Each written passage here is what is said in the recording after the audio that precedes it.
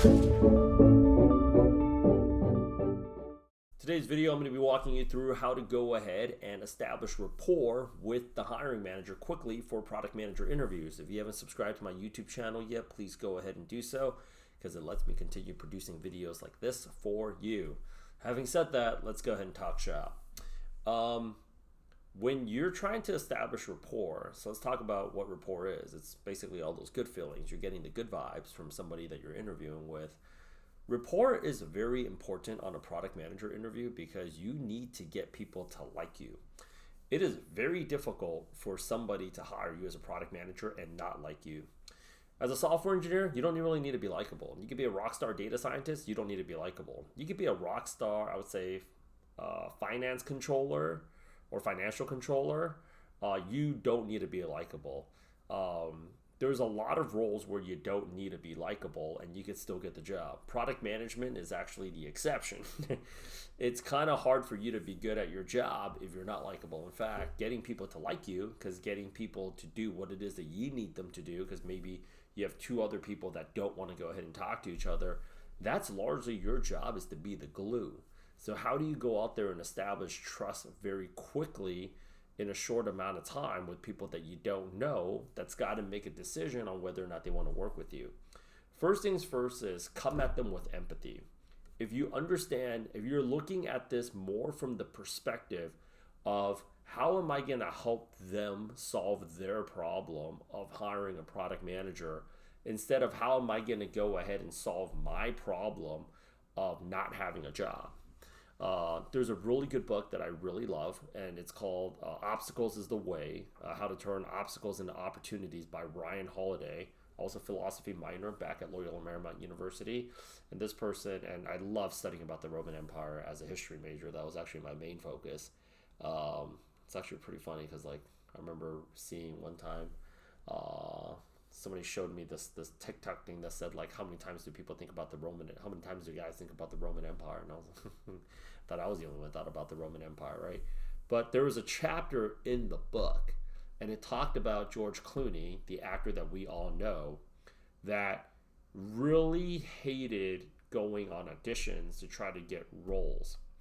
And George Clooney was complaining about how people don't appreciate his talent, how he shouldn't be working all these odd jobs, and how he was ready. And what really changed for his career was when he noticed that, you know what, these people are just like me. They're very frustrated with the whole process.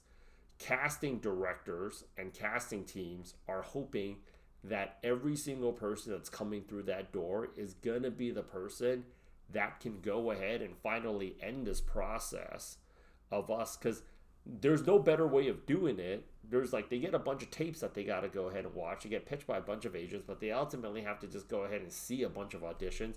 It's a tremendously unproductive use of time, absolute waste. And then they're hoping that the next person's going to come through is actually going to be the person where they can cast it, and then they can go ahead and move on to the next character and the next character after that. But so many actors come in, it's just total shit. And in hiring and in interviewing, it's very much the same way. Everybody that you interview, and I do this as a business owner too, everybody that I talk to, I hope is going to be that next person. And unfortunately, there's just the term good help is really hard to find is very true. You don't just throw out a little bit of money out there and expect to get good people. I don't care if you're trying to hire a restaurant manager, a bartender. It's really hard to find good people, and product management is no different. So many people, the reason why they're bad product managers, they're literally please just give me a job. I can't apply anymore. I don't want to answer the question. Tell me about yourself. That's not making me, oh shit, you don't want to apply anymore? Hang on. Chill. Let me go ahead and get my checkbook out so I can help your situation, so I can solve your problem. Nah, bro. I got my own problems. Nobody's going to go ahead and make you that offer just because you have a problem of not being able to feed yourself. And so many product managers, unfortunately, people that are job hunting right now, they're not able to remove themselves emotionally because they're taking a lot of flack. And I get that too. It's hard getting 50 to 60% of your applications rejected and not having help. This is why you need to call us and get involved with our program.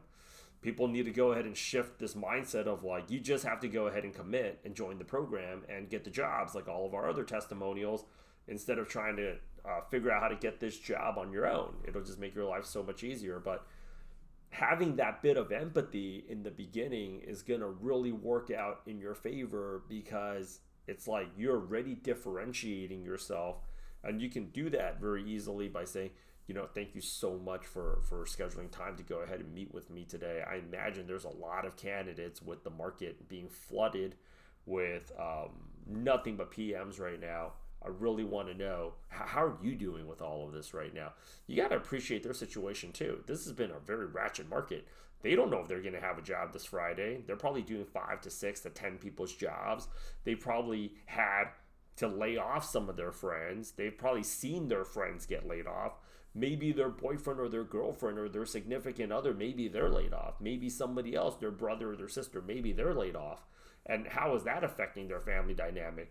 They have all this other bullshit going on. They might have been on a really hot date last week and that other guy or girl hasn't texted them back yet. They're focused on that. They have all this other shit going on, instead of going in there entitled and saying like, I'm like, yo, no, you have to be a professional. Like, no, you want the person to stop what they're doing and give you what you want. Like, good luck with that. Like I had a product and director of product, but just product management in general. Every single day, somebody's coming to them trying to get something from them, and it's extremely draining. It's like the UX designer is not talking to the VP of engineering, and you have to go ahead and talk to the engineer, and then talk to the design team, and then talk to the engineer. It's like, why can't you two assholes talk? Because they don't want to, because they're being assholes too, right? So when you're coming at them, first things first, let's start setting more achievable targets. And this is what product managers don't understand, is that you have to sell yourself now, and you have to learn a little bit about sales and interpersonal communication, is that you have to come at them with like, I at least want to know what you're going through right now, and I actually care, and I'm actually genuinely curious as to how things are going for you. If you're coming at them from that perspective, you're going to get a much better result than like, yeah, I want to get a job. The second thing is actually figuring out where they're spending the majority of their time at. 80% of our time at work is just wildly unproductive. And if you can come at them in any way where you can provide them value, there's meetings that you can go on for them where they don't have to go on those meetings anymore, you're adding value by giving them their time back. If there's people that they don't want to deal with, if there's things that they don't want to go ahead and do, if there's any aspect of the job that's taking their focus away from things that they would rather be doing or only they could be doing, those are also, it's very attractive to them. So you want to ask them, the majority of your time probably spent is not very productive, and I haven't met a head of product that was able to spend all of their time productively. What are some things that you feel like only you could do, or the things that you would rather be doing, and what are all the things that's taking away from you doing those two activities that I can come and help you out with? That also goes ahead and actually puts you in a better light. The third thing overall is actually presenting yourself as a highly versatile candidate in whichever question that you can answer. And this I can only cover in the training because there's so many different examples that I can reference here. But in a market such as this, things are changing almost all the time. So letting them know that you're a person that is comfortable with change and demonstrating a track record where you are able to adapt quickly, adjust quickly, pivot quickly, and also do it with a smile, right? That's also very attractive to them. Because one of the big complaints that product managers have right now is like, oh, things are changing all the time. Like last week they told me to do this. Like, okay, you got to understand, it's not coming from them. It's coming from the top. It's coming from people that are above them, that's even above them and above them, right? So the last thing they want to hear is they're not pumped up either, but like they got to do it. Otherwise, you guys can all go job hunting together. So letting them know, like, I'm extremely comfortable with change and I'm extremely comfortable in an uncomfortable environment. Those are things that are just wildly attractive to to somebody that's working in a product leadership capacity. So if you want to go ahead and establish rapport, also understand you got to be doing this for everybody, not just the head or director of product that you're reporting to. The VP of engineer, you got to go ahead and talk to in a certain way. The UX designer, the recruiter, everybody that's involved, even a QA, even a scrum master, even somebody that's working in marketing. The more important you make people feel, the less relevant your industry experience or your skills are. That matters too, because you still need to learn things like AI and you still need to be able to do product management. But there's always going to be somebody that's better than you on the job. But what people don't do 95% of the time is actually demonstrate that they care. And that's free. Like if you're at a restaurant, if you want to talk about like you have a burger, there's going to be somebody that's going to make a better burger than you. If you want to talk about the burger, the fries, and the shake, maybe their burger isn't great, but they have freaking phenomenal fries. And they have they have like a phenomenal milkshake, you know, or like that place has a vibe, whatever it is. But providing good service, like smiling, hey, how's your day? Like those are things that don't cost you anything to do, that is actually going to really earn you a customer. And that's what product management, job hunting, and interviewing has become right now, is a high ticket sale. In a market where everybody sounds the same and where AI is currently being implemented, doesn't really matter if you have 5 to 7 years of experience right now, or you just came out of a 5 to 7 week product management program. You're really all on equal footing because it's the great reset. So things that you can do that doesn't cost you much, doesn't require certification, it's just going in there and acting like you give a shit. So if you legitimately don't, then go out there and do what you got to do to pretend. Because the less you give a shit about them, the real less they're going to give a shit about you. And I get a lot of people that come in like, hey, I'm doing it. Like, no, you look desperate AF. You look like a bad date in New York City. You know, like what, living in New York, we've all been there. You've seen bad dates go down before. It's like, that guy or girl's got no shot of seeing that other guy or girl ever again. It's the truth. Like, watching as many interviews as I've done, so many people just come off desperate. And maybe I'm going to give them the benefit of the doubt that they don't even realize how desperate they're coming off as. But they're not referable. They're not hireable. It's not offerable.